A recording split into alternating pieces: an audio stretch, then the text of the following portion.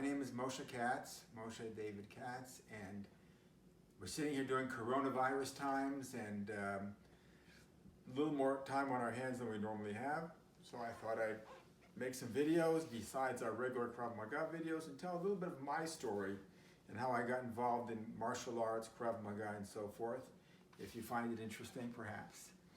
So it all began a few years back when I was a yeshiva student, that means rabbinical student, studying the Talmud, the Torah, 18 hours a day.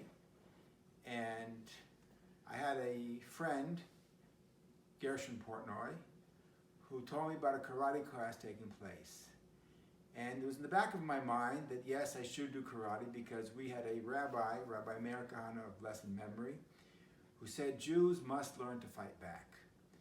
He was a role model for me. He was a dear friend of my father, a classmate, and he became very famous. His first book was called Never Again, in which he talks about Jews not having fought back enough in America to defend the Jews of Europe, not having done enough, and not that never again would a Holocaust take place, but never again would we be silent, that we have to fight for ourselves and for our brethren. He also wrote a book, he wrote many books before he was assassinated, The Story of the JDL, Rabbi Kahane. This is a young Rabbi Kahane, still clean shaven in America, being arrested, and he was fighting for Jewish rights in the Soviet Union when the Jews were being oppressed there. And he talks here about the idea that we have to change our mentality about fighting. Just excuse me for a moment. I'm getting on the years and I need to use my reading glasses.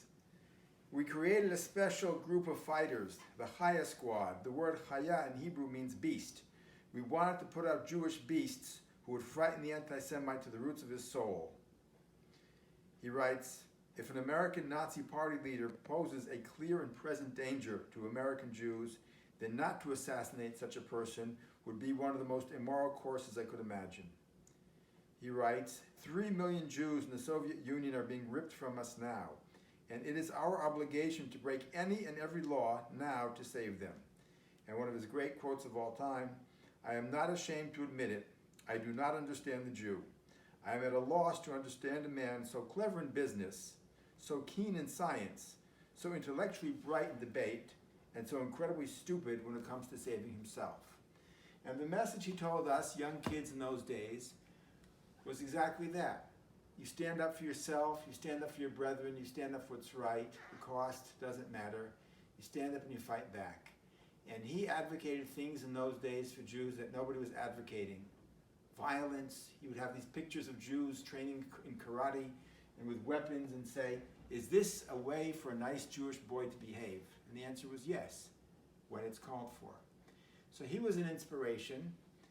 And then I was in yeshiva, as I was saying, and here's a picture of myself. In those days, a young man studying the Talmud over there, in my rabbinical days, which I still study.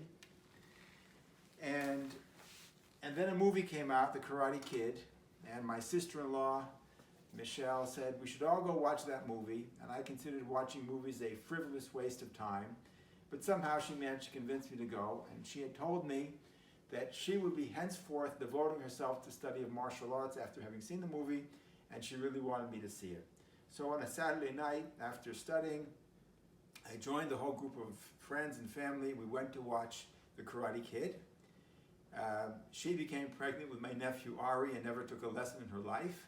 But I took some lessons and began training with Sensei Chaim Jaffe in the Fanny Kaplan Center in Jerusalem. He was a black belt, second dan in Isshin. So Isshin was my first style. I'll never forget that first night there. I walked in, I came a little bit late. I hadn't been aware of what time they started. And it was sweaty and filthy and really reminded me of a high school gym, and it was just a great feeling. And everything was unfamiliar. I saw the instructor. He was wearing a black gi, a black karate uniform, and a black belt. And I was told that's the instructor.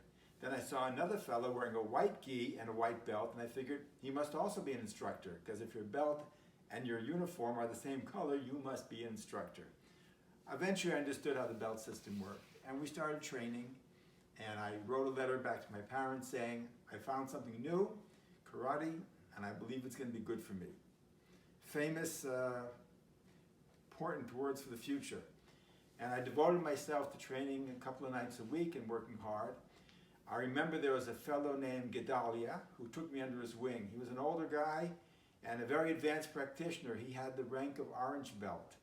And I remember him saying that he was aspiring for an even higher rank. And I thought, my God, some people have no limits. Like, he's already an orange belt and he wants more than that. If I could only someday reach orange belt, I would be thrilled. I'll be a happy man. Orange belt seems so far away. And I felt very comfortable there, enjoyed the training, would walk home 45 minutes to my dormitory in the yeshiva after class, and that would be the end of the fabulous evening, and then returning to study. And that was the beginning.